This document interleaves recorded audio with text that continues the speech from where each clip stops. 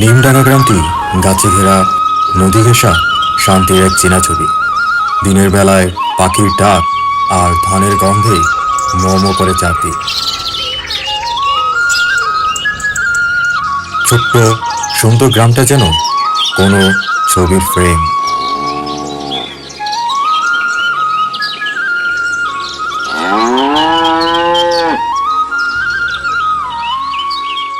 কিন্তু সূর্য ডোবার সঙ্গে সঙ্গেই বদলে যায় গ্রামের চেহারা। রাত নামলেই গ্রামটি হয়ে ওঠে ভয়ঙ্কর।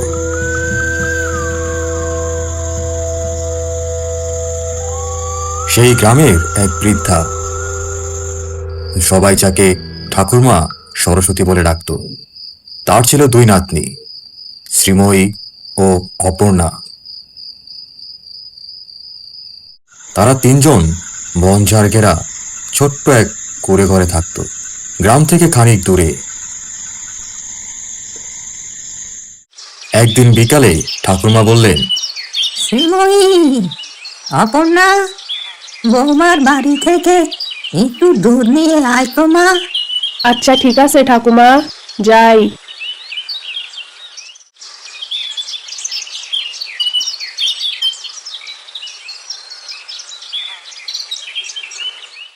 দুই বোন গাছপালা ঢাকা পথ ধরে হাঁটতে লাগলো। সন্ধ্যা নামছিল, চারদিকে নেমে এসেছে নিস্তব্ধতা।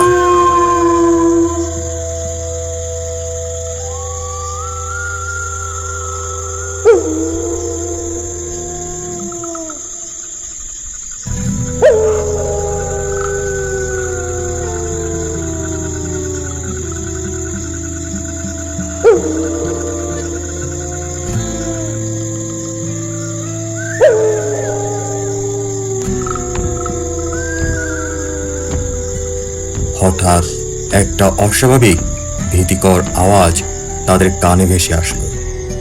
শ্রীময়ী ফিসফিস করে বলল, অপর্ণা, শুনলি?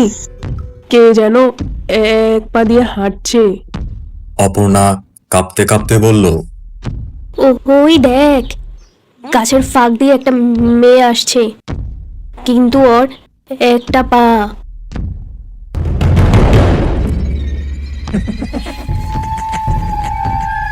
সে আর কেউই নয়, সেই এক পায়ে পেতনি।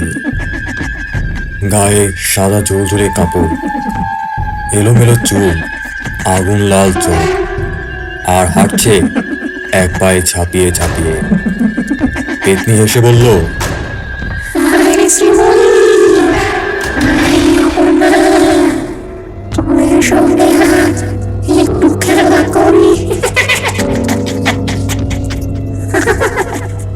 ভয়ে দুধের হাড়ি ফেলে দুই বোন দৌড়ে পালালো।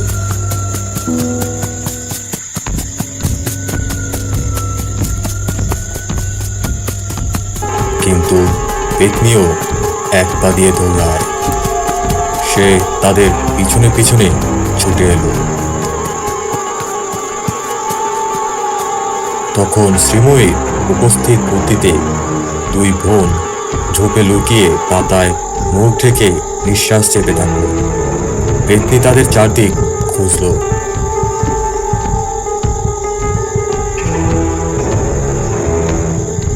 খুঁজতে খুঁজতে হাঁপাতে লাগলো। শেষে বলল, আজকে তোদের রেহাই দিলাম, কিন্তু আমি আবার আসবো, তখন আর বাঁচতে পারবি না। ঠপ ঠপ করে চলে গেল গভীর জঙ্গলের ভিতরে।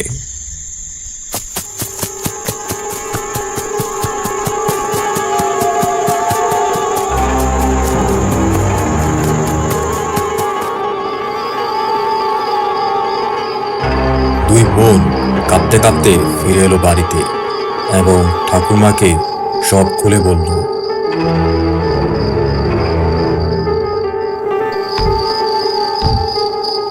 এরপর থেকেই প্রতিদিন রাত নামলেই গ্রামের বিভিন্ন প্রান্ত থেকে ভেসে আসতো পেতনির এক পায়ে চলা সেই ঠপ ঠপ আওয়াজ। এক রাতে গ্রামের গৃহবধূ মীনাক্ষী বৌদি উঠানে কাপড় তুলতে গিয়েছিলেন। চাঁদের আলোয় উঠানটা হালকা আলোকিত ছিল। হঠাৎ তিনি শুনলেন তার ছেলের গলা। মা, মা, মা।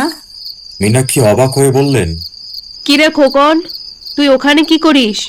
ঝোপের এদিকে আমার একটা খেলনা পড়ে গেছে, পাচ্ছি না মা, খুঁজে দাও না। দাঁড়া, দেখছি।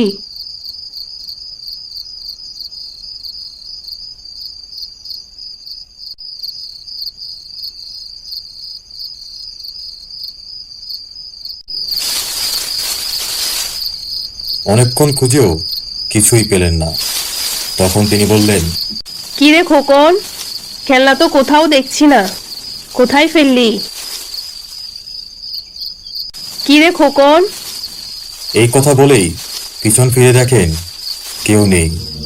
যার সঙ্গে এতক্ষণ তিনি কথা বলছিলেন, সেই ছেলে কোথায়? তখনই মীনাক্ষীর চোখ গেল দূরে ঝোপের আড়ালে। সেখানে এক পায়ে ভর করে পেতনি দাঁড়িয়ে আছে। ছেলের রূপ ধরে যে সে তাকেই ডেকে এনেছে তা আর বুঝতে বাকি রইল না। তিনি দৌড়াতে চাইলেন, কিন্তু ততক্ষণে দেরি হয়ে গেছে। পেতনি এক লাফে এসে তাকে ধরে ফেলল। চিৎকার করার আগেই এক ঝটকায় তাকে কুণ্ডি পুকুরের দিকে টেনে নিয়ে গেল।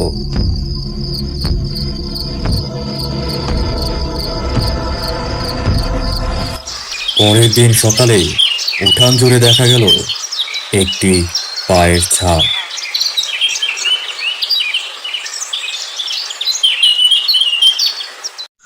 এরপরে এক পায়ে পেতনির শিকার ছিলেন কৃষ্ণ কাকু। রাতে শিব মন্দিরে ধনুচি চালাতে গিয়েছিলেন কৃষ্ণ কাকু। হঠাৎ মন্দিরের কাছে যেতেই শুনলেন তার মৃত সাবিত্রী দেবীর গলা। কৃষ্ণ, কতদিন পর দেখা হলো। তিনি থমকে দাঁড়ালেন আর বললেন, সাবিত্রী, এইটা কি সত্যি তুমি? সেই ছায়ামূর্তি দূরেই দাঁড়িয়ে রইল, কিন্তু তার চোখ গেল পায়ের দিকে। তিনি দেখলেন এক পায়ে দাঁড়ানো সেই ছায়ামূর্তিটি। চোখ দুটো জ্বলে উঠল আগুনের মতো। সেই ছায়া ছিঁড়ে বেরিয়ে এলো পেতনির আসল রূপ।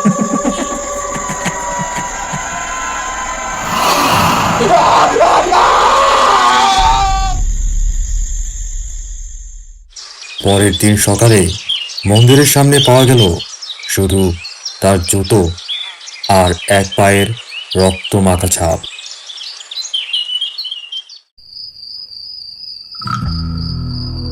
তার একদিন পর বিনয় স্যার, নতুন স্কুল মাস্টার, রাতে গল্প লিখছিলেন। হঠাৎ জানালা দিয়ে দেখলেন তার শাশুড়িকে বাহিরে দাঁড়িয়ে আছে। বাবা, দরজাটা খুলবি তো, ঠান্ডায় দাঁড়িয়ে আছি। অজানা এক টানে দরজা খুলে বেরিয়ে গেলেন তিনি।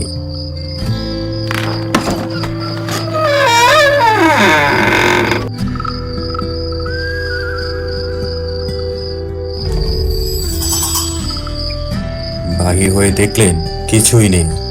হঠাৎ মনে পড়ল তার শাশুড়ি তো 7 দিন আগেই মারা গেছেন, আর সে এক পায়ে দাঁড়িয়ে তাকে বাহিরে থেকে ডাকছিলে।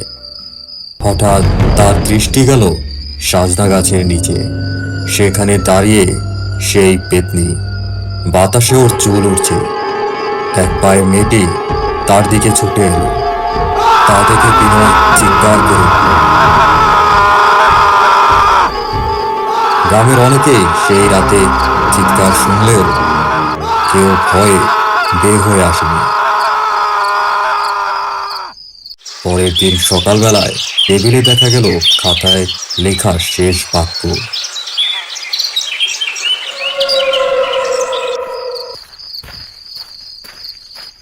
এর পরের ঘটনা সুধাংশু বাবু, তিনি পঞ্চায়েত প্রধান। সুধাংশুবাবু মাঠ থেকে বাড়ি ফিরছিলেন। হঠাৎ শুনলেন তার মৃত বাবার গলা। কি রে সুধাংশু, কোথায় যাস রে বাবা এত রাইতে? হঠাৎ এমন ডাক শুনে তিনি দাঁড়িয়ে গেলেন। পিছনে তাকাতেই দেখলেন তার বাবা দূরে দাঁড়িয়ে আছেন।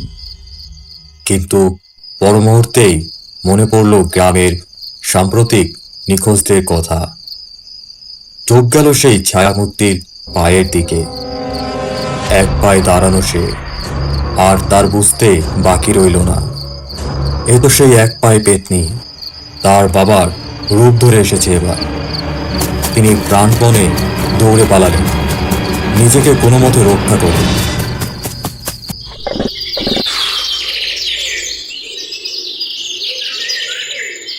পরের দিন সকালে সবাইকে সবকিছু খুলে বললেন তিনি। তারপর থেকেই গ্রামের মানুষ বুঝতে পারল পেতনি রূপ বদলাতে পারে। কখনো মৃত ব্যক্তির রূপ ধরে, আবার কখনো প্রিয়জনের গলায় ডাকে। আর কেউ সেই ডাকে সাড়া দিলেই তার পরিণতি হয় ভয়ঙ্কর। শোনো, এই পেতনিকে চেনার একটাই উপায় আছে। তোমরা যখনই কারো ডাক শুনবে, প্রথমে তার পায়ের দিকে তাকাবে। দেখবে সে এক পায়ে দাঁড়িয়ে আছে কিনা, কারণ সেই পেতনি সব সময় এক পায়ে দাঁড়িয়ে থাকে।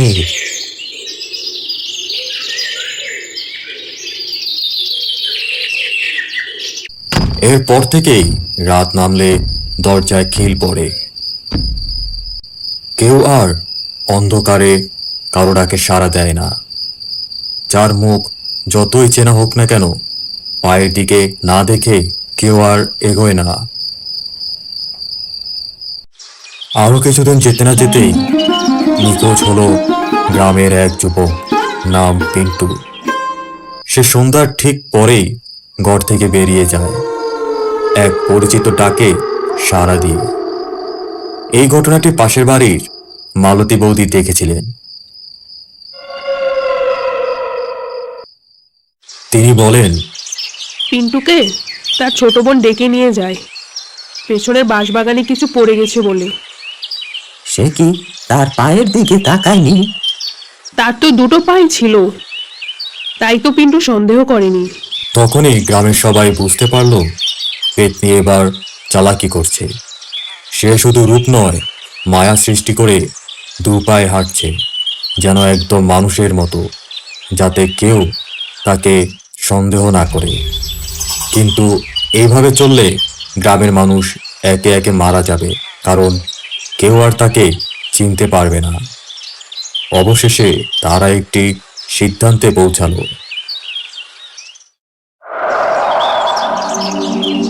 ভয়ে কাঁপতে কাঁপতে গ্রামের লোকেরা হাজির হলো পাহাড়ের উপরে থাকা তান্ত্রিক ওঝা ভোলা বাবার কাছে। তিনি চোখ বন্ধ করে ধ্যান করলেন আর বললেন, এ আত্মা কোনো সাধারণ পেতনি নয়, সে এক অভিশপ্ত আত্মা, যার জন্ম হয়েছিল মৃত্যুর ছায়ায়। সে ছিল এক অনাথ মেয়ে, জন্মেছিল এক পায়ে কুঁকড়ে যাওয়া হাড়, পা ভাঙা অবস্থায়। কেউ বলতো সাপে কাটার ফল, আবার কেউ বলতো অপশক্তির ছায়া। তবে সত্যিটা হলো সে ছিল অলৌকিক। গ্রামের লোকেরা তাকে অলৌকিক বলে গণ্ডি পুকুরে ফেলে দেয় পূর্ণিমার রাতে।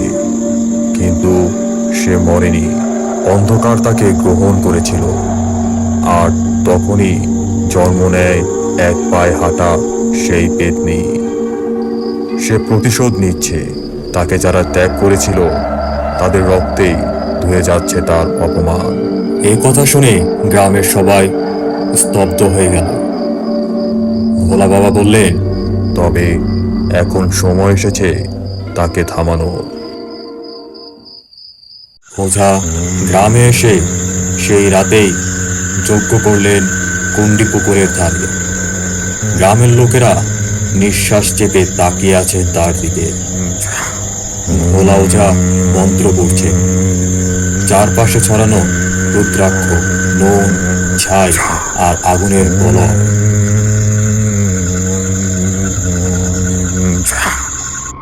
হঠাৎই সেই থপ থপ আওয়াজ ভেসে এলো।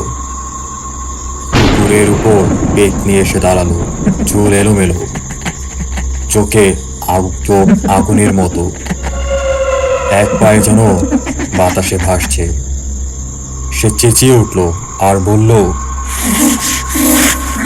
কেউ আমাকে চাসনি, তোমার মধ্যে গেলে আমি ঘৃণা পেয়েছি, আমি কেন শান্তি পাবো, উত্তর দে আমায়।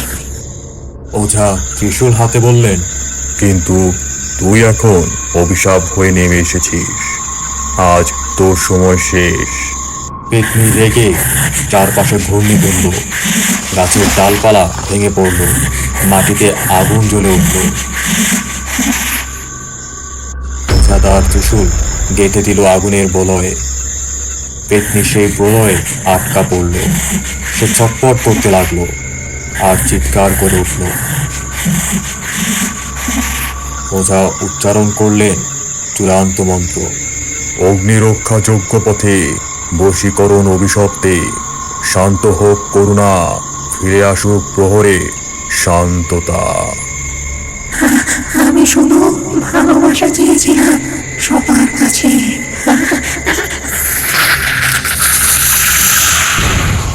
পেতনি ধোঁয়ার মতো বলে গেল, আর আর্তনাদ মিলিয়ে গেল রাত্রির গভীরে। তখন ওঝা বললেন, আর ভয় নয়, সে চলে গেছে চিরতরে। তবে শুধু ভয় নয়, ভালোবাসাই পারে অভিশাপ দূর করতে। আর ভুলে যেও না, সে ছিল এক মেয়ে যার মন ভেঙে গিয়েছিল, পা নয়। ভালোবাসার অভাবে সে পরিণত হয়েছিল অভিশাপে।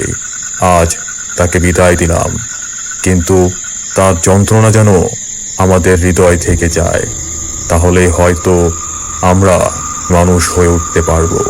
এই কথা শোনার পর গ্রামের মানুষ কেঁদে ফেলল, পেতনির জন্য আর নিজেদের পাপের জন্য। সকাল হলো পাখির ডাকে, বাতাসে আর কোনো অশরীরীর গন্ধ নেই। বহুদিন পর নিমডাঙ্গা গ্রামে ফিরে এলো শান্তির ছায়া।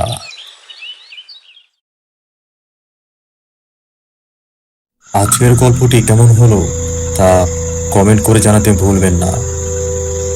এমন আরো নতুন গল্প দেখার জন্য আমাদের চ্যানেলটি সাবস্ক্রাইব করে রাখুন। ধন্যবাদ।